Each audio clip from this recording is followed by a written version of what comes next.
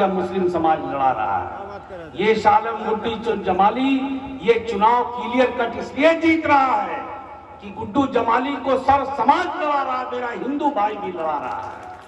अभी जब मैं यहाँ से आया तो बाखुदा मेरी आंखों में आंसू आ गए हैं कि चलो हार जीत अपनी जगह पे है, मैं चुनाव जीत गया।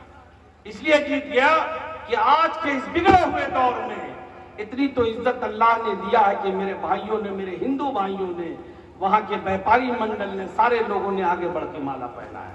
मैं आपसे एक बात कहना चाहता हूं, मैं चुनाव हारूं या जीतूं, ये गुड्डू जमाली हर वक्त, जिस वक्त जब तक मेरी सांसें चल रही हैं, एक पैर पे अपनी जान लेके खड़ा है। कभी आवाज दे के मुझे देख लेना, इंशाअल्लाह आपको ये नहीं लगेगा कि यार किसी गलत आदमी को माला पहना है सामने। हम इज्जत के भूखे हैं, हमें और कोई चीज की जरूरत नहीं है। कलीम उर्फ कली साहब बक्से वाले, कली हमारे दोस्त हैं, वो भी मौजूद है यहाँ पे। अरे यार तुम लोग भैया, मेरे सम्मानित साथियों, एक दो मुद्दे लेकर के आपके बीच में आया हूं मैं। ये जो हमारे तलहा ने कहा, डॉक्टर साहब ने कहा, हमारी बहन ने कहा, सारे वक्ताओं के साथ अपने को पहले जोड़ता हूं मैं और अपनी बात को यहां से आगे बढ़ाता हूं।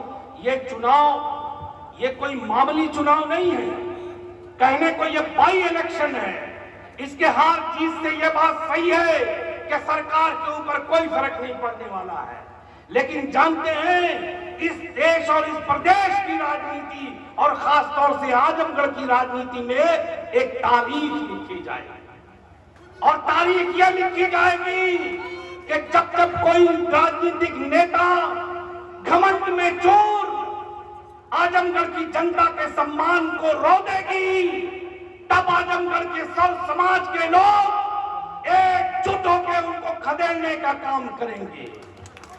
इसलिए कि एक तरफ वो लोग हैं जो इस जमीन को अपना पट्टा मानते हैं, पट्टा, चले आते हैं सफाई से यहाँ दाखिल खारिज कराने के लिए।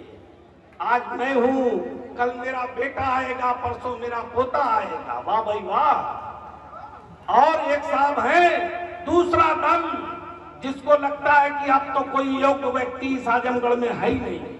ये गुड्डू जमाली मेरिट के आधार पे राजनीति करता है, नफरत के आधार पे नहीं करता है। मैं हमेशा कहता हूं राजनीति में वैचारिक मतभेद होता है, कोई निजी दुश्मनी नहीं होती है।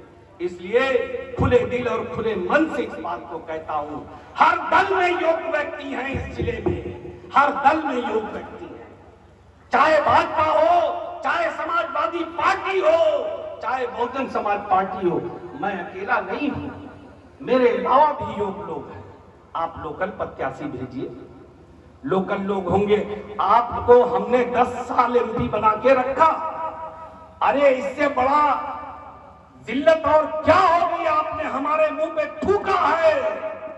जीतने के बाद आपसे तो तवक्को ये थी कि आप घूम के पांचों विधानसभा में 2, 5, 10 मीटिंग करते, अपना कोई ऑफिस बनाते, महीने 2 महीने में आके 2, 4, 6 दिन बैठते, जनता को बताते कि मिलने का समय ये है, जब चाहे आके मिल लो। वैसे नेता का कोई मिलने का भी समय नहीं होता, ये बता दूं मैं। अगर अच्छा नेता है तो कोई समय नहीं। किसी डॉक्टर ने नहीं बताया राजनीति में आने के लिए, तो किसी ने कहा है ना कि जो घर को आग लगाए हमारे साथ चले। जिसको अपनी रातों की नींदें हराम करनी हो वो ये शौक पाले। इसलिए अगर जनता को रात में 2 बजे भी जरूरत है तो आपको खड़े रहना पड़ेगा, इसलिए कि यही जनता आपको ये इज्जत देती है। तो वो तो हुआ नहीं, ऐसा तो आपने किया नहीं। अरे आपने पर्चा भरने के बाद अल्लाह ने आपको इतनी भी तौफीक नहीं दिया कि आप सर्टिफिकेट लेने आना तो दूर की बात रही, आप जाके सो गए सही। और एक हमारे भारतीय जनता पार्टी के साथी हैं, उनको कोई योग नहीं मिला यहाँ पे। राहुल संस्कृतैन अल्लामा शिबली नोमानी की इस सरजमी पे, जिसने एक से एक विद्वान पैदा किया इस आजमगढ़ में, जो आजमगढ़ का नहीं दूसरे देशों का प्रतिनिधित्व करते हैं, और इनको हमारे यहाँ प्रत्याशी नहीं मिलता। ये सोचते हैं कि हम कहीं से भी ले जाके ठोक देंगे और वो जीतने के बाद फुर्र हो जाए। और ये जनता बैठ के हमारी गुलामी करती रहेगी, जाके आंख बंद करके मशीन दबाती रहे।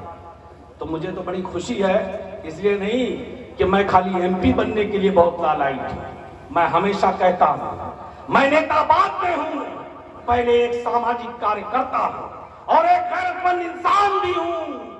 मैं चूंकि सिर्फ यहाँ पे पार्लियामेंट का कैंडिडेट नहीं हूं, मैं यहाँ पे एक वोटर भी हूं, मुझे भी अपना वोट देना पड़ता है।